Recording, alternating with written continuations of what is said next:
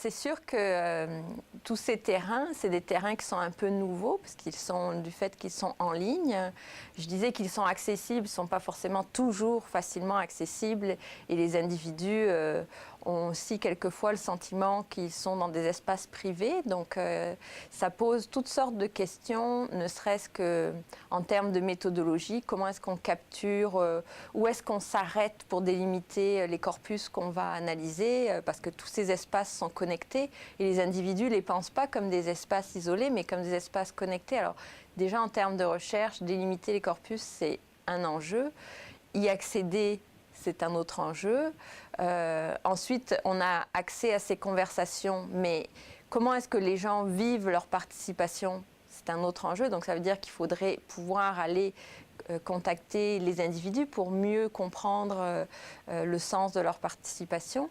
Et puis, on sait que sur Internet, sur la plupart des espaces d'échange, on a une petite minorité qui publie et qui communique, mais la grande majorité lit et n'est donc pas accessible directement pour le chercheur. Donc, il y a vraiment un enjeu.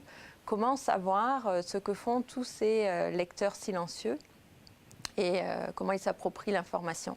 Donc en termes de méthodologie, il faut innover pour pouvoir rejoindre et adapter les méthodes de recherche traditionnelles. Et en termes éthiques, ça amène de nouvelles réflexions éthiques parce que par rapport à l'accès aux espaces, par rapport à l'identité des individus qui vont participer à la recherche qui n'est jamais garantie, par rapport à la confidentialité qu'on ne peut pas non plus garantir.